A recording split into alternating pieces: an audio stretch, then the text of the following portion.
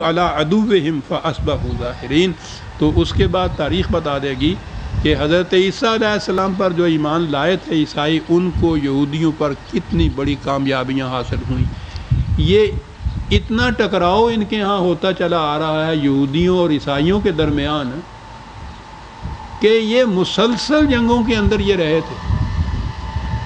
یہ اب جو یہ جو اسرائیل کی حکومت قائم کی ہے، اس وقت ان کو یہ خیال آیا کہ یہ بات تو غلط ہے، آپس میں سمجھوتا کرنا چاہیے۔ کاہے کے لیے؟ مسلمانوں کو تباہ کرنے کے لیے۔ اس سمجھوتے کے لیے آپ حیران ہوں گے کہ پہلے ذرا ٹھہر کے پہلے انہوں نے اپنی تاریخ کو بدلا، انجیل کو بدلا۔ اس میں یہ ہے نا کہ یہ بنی اسرائیل تھے یہودی جنہوں نے گرفتار کرایا تھا حضرت عیسیٰ علیہ السلام کو، اور ان کو صلیب پہ چڑھانے کا موجب یہ تھے۔ یہ عیسائی ان کو یہ قاتل کہتے تھے حضرت عیسیٰ علیہ السلام کا۔ اتنی سخت مخاصمت تھی آپس میں۔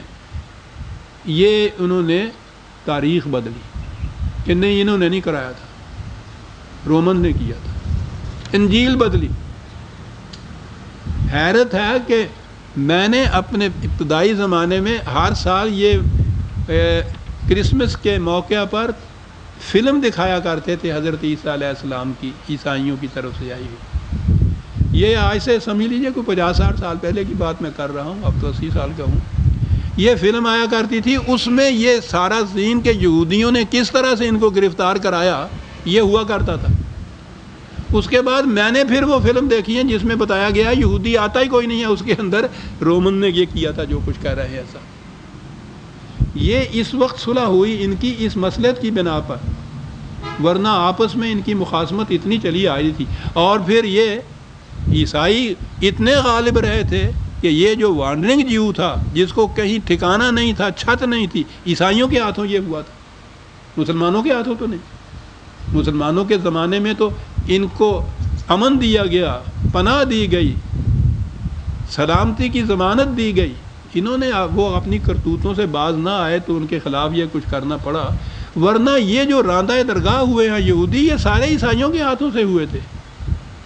آج عیسائی اور یہ یہودی ایک ہیں، اور وہ پھر کس کے لیے ایک ہے؟ مخالفت کے لیے مسلمانوں کی ایک ہے، جنہوں نے نہ اس صلیب میں حصہ لیا۔ ان کے حواریوں کی وہ اس طرح سے تعریف کر رہا ہے۔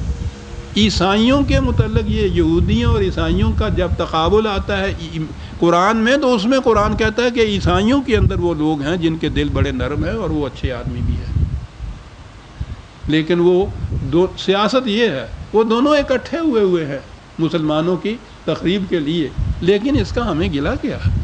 ٹھیک ہے، ان کی مثال ہے یہ ہے، یہ تھوڑا کہ ہم یہ گلہ کر کے ان کو گالیاں دے کے کامیابی حاصل کر لیں گے۔